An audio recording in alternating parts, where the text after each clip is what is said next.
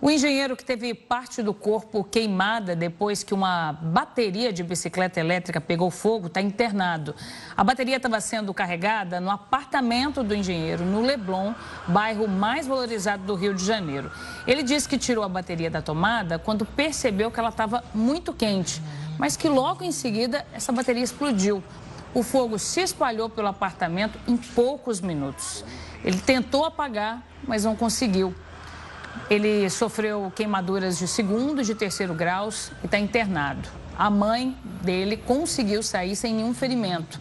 O engenheiro disse que a bateria era nova e que era original.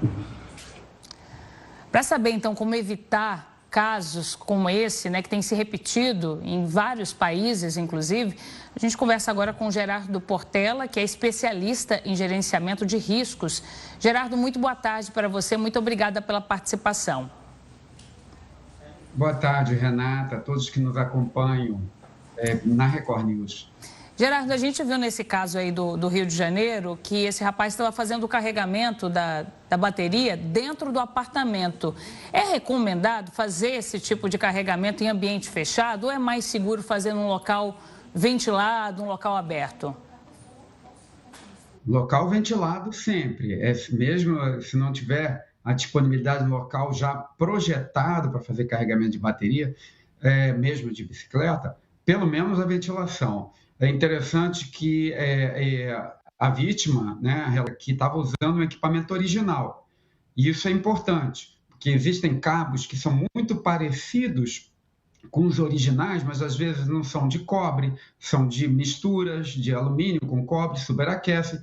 Mas mesmo usando os equipamentos originais, na amperagem, na voltagem correta, conforme o fabricante recomenda, é preciso alguns cuidados a mais, como, por exemplo, não ter fontes de calor próximos, o sistema elétrico ali do próprio equipamento do apartamento dele precisa estar ok, fornecer aquela voltagem num nível bom, precisa ter a ventilação, não pode ter sol batendo, nenhuma fonte de calor e, muito importante, nunca deve ser carregado sem alguém acompanhando.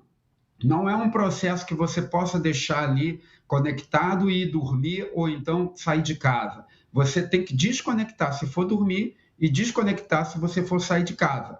Ainda bem que ele estava acompanhando e conseguiu perceber e desconectou da tomada, porque o fenômeno poderia ter acontecido de uma maneira mais rápida. Mesmo ele desconectando, a bateria é um acumulador de energia. Então, aquele excesso de energia é potencial de risco para qualquer situação. Então, você tem aquele excesso, o calor, e aí você pode ter uma reação mesmo desconectado, que foi o que parece que aconteceu. Tem alguma coisa que a pessoa possa fazer para garantir a vida útil da bateria, para garantir que ela ofereça menos riscos? Uma manutenção periódica, uma forma de limpar ali adequada? Tem sim, Renata. Essas baterias, na maioria delas, as baterias modernas são de lítio. Então, tem uma tecnologia própria. Mas todo equipamento, mesmo de engenharia, bem projetado, ele precisa de manutenção. Então, você precisa manter, por exemplo, os contatos elétricos da própria tomada, não só do equipamento, mas do apartamento ou do local para fazer o carregamento, precisam estar em boas condições. Um mau contato superaquece, dificulta a transferência de energia e estressa todo o processo de carregamento. Então, uma tomada boa, firme, não pode ser bamba, não pode ser uma extensão, e todo esse cuidado de não deixar, por exemplo, bater sol em cima, uma fonte de calor, às vezes está do lado de um fogão, às vezes a pessoa está cozinhando e está carregando ali perto. Então, todo esse cuidado acompanha a operação de carregamento. E como é uma tecnologia nova, as pessoas ainda estão aprendendo a fazer esse processo.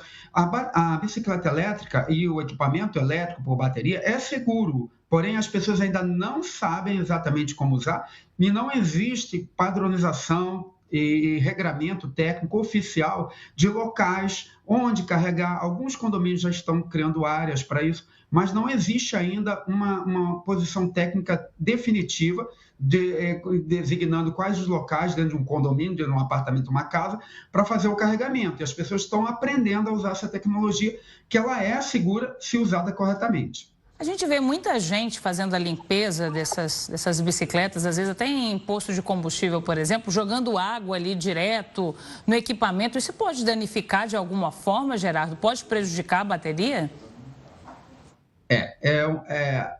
A situação que você narrou é bastante preocupante. Primeiro, um posto de gasolina, onde você tem hidrocarboneto que uma centelha pode provocar um acidente. Então, para você ter carregamento elétrico num posto de gasolina, precisa obedecer alguns regramentos técnicos para isso. Então, tem que ser um local escrito lá, aqui é para carregar. Então, se isso existe, se está ali no local designado, tudo bem. Molhar. Esse é um outro desafio. Bicicletas elétricas, scooters elétricas e até mesmo o carro elétrico precisa ser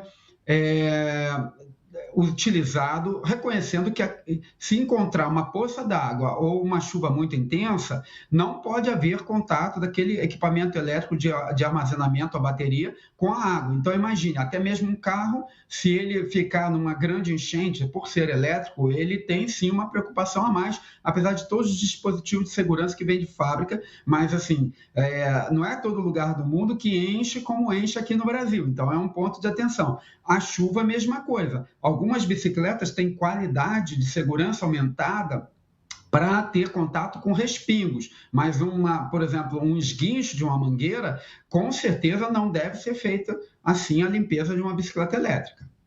Agora, essas baterias, elas têm uma vida útil, né? Um tempo ali para durar. Você até me corrija se eu estiver errado, mas se eu não me engano, dessas bicicletas é uma bateria que dura em torno de 3 anos, mais ou menos. No momento em que a pessoa vai fazer a troca da bateria, a forma de instalar, ter uma pessoa que saiba ali, um profissional que saiba instalar da forma correta, isso também ajuda a diminuir os riscos?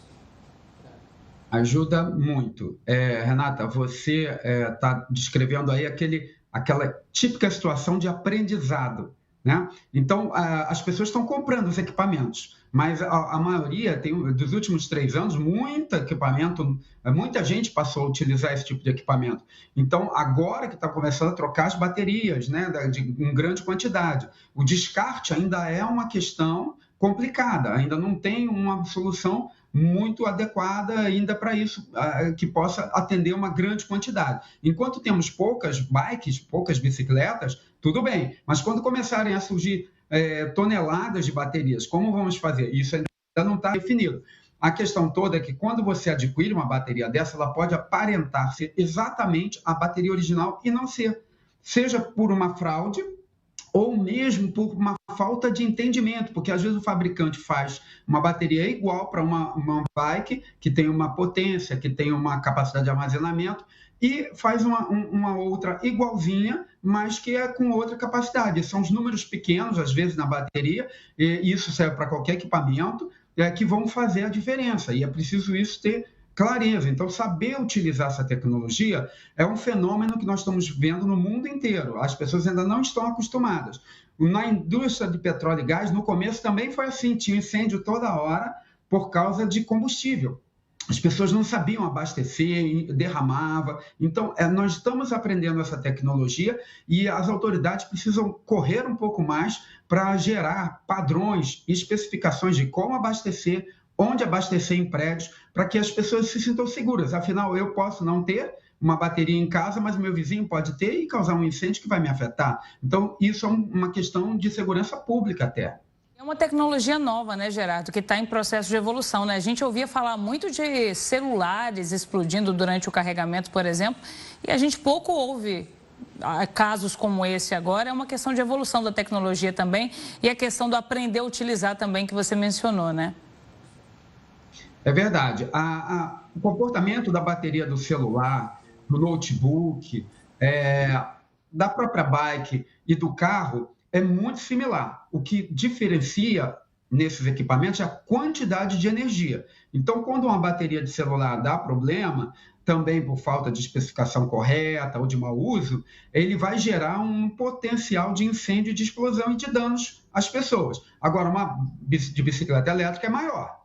E uma de carro é muito maior ainda. Então, como vai ser abastecido, por exemplo, o carro, a bicicleta elétrica? Alguns condomínios estão segregando as bicicletas elétricas em áreas com menor potencial de dano, justamente para uma proteção dos carros que não podem ficar do lado, porque um incêndio como esse, ao lado de um carro com um tanque cheio, então é um risco maior, você precisa segregar, mas isso não está definido claramente. O Corpo de Bombeiros de São Paulo tentou fazer isso recentemente, não ficou muito bem resolvido, e hoje nós não temos exatamente como utilizar, como fazer o carregamento da maneira padronizada.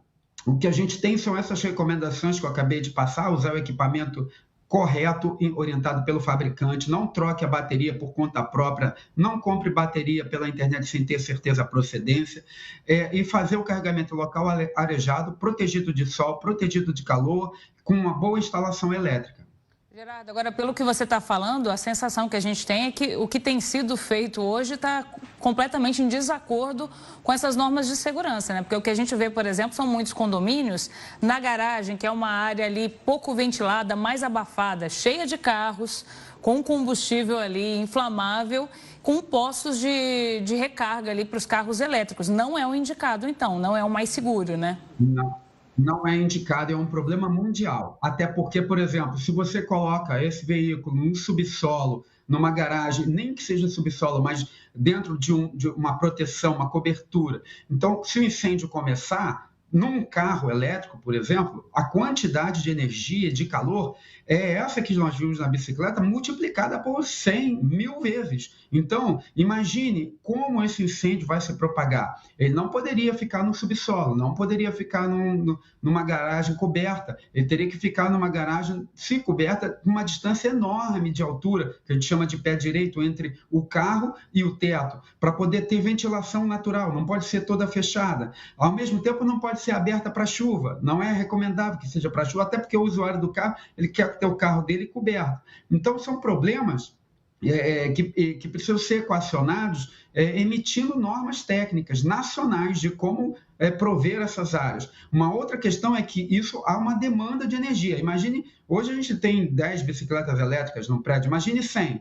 Todo mundo com bicicleta. Vai começar a faltar energia, todo mundo com carro elétrico. O prédio vai acabar apagando. E um quarteirão inteiro cheio de carros elétricos também. Então, são problemas que mostram que a tecnologia do veículo elétrico, ela está dominada. O veículo em si, ela funciona bem. A questão do carregamento e do abastecimento, ela ainda está em desenvolvimento no mundo inteiro. Há gargalos até comerciais, às vezes não é viável criar um posto de abastecimento elétrico, e por isso a gente tem esse vácuo aí de normas e padrões para orientar a população. E vale a gente reforçar que a gente não está falando querendo alarmar ninguém, né, Gerardo? São alguns cuidados ali que têm que ser tomados e são casos que são exceções, né? Em geral, são equipamentos seguros, mas que exigem algum certo cuidado e muitas vezes são cuidados simples mesmo, como você está falando, do local onde é feita a recarga, de ler um manual de instruções antes de utilizar ali, de olhar se o cabo de recarga está com alguma avaria. São pequenos detalhes que fazem muita diferença, né? Isso, o medo, o pavor, o alarmar não agrega nada, nada. É que a gente, tecnicamente, está familiarizado com essas questões e a gente vai explicando e as pessoas vão entendendo que tem muito mais coisa por trás daquela operação de carregamento do que ela pensa, do que ligar uma tomada, um abajur, um outro equipamento, uma televisão. É muito mais coisa ali envolvida, está passando uma quantidade de energia enorme ali. E esse aprendizado é que está faltando ainda, porque é uma tecnologia nova e por isso a gente precisa tomar alguns cuidados. Mas tem acontecido uma certa frequência, porque as pessoas estão comprando mais veículos, mais bicicletas elétricas, e você está tendo, a gente acaba vendo, né, aqui no Rio de Janeiro, por exemplo, nos condomínios, um aumento considerável de casos de incêndio de bicicleta elétrica, e isso pode ser rastreado, há imagens até disponíveis sobre isso, que a gente vê que falta conhecimento de como lidar com aquilo, porque em si é seguro, o veículo elétrico é seguro, porém, quando ele é disseminado sem uma preparação, fica acumulando ali oportunidades de risco e aí acaba acontecendo. E vale a gente reforçar o óbvio, né? Quando a gente vai operar uma máquina, um equipamento, seja uma bicicleta elétrica, seja um carro elétrico, é preciso estudar um pouco antes, conhecer como funciona, para garantir a segurança de quem está operando aquela máquina e de também quem está ali no entorno, né? Obrigada, viu, Gerardo, por todas as orientações, as informações que você trouxe para a gente. Eu que agradeço, é sempre uma satisfação estar aqui com vocês. Obrigada, boa tarde, até mais.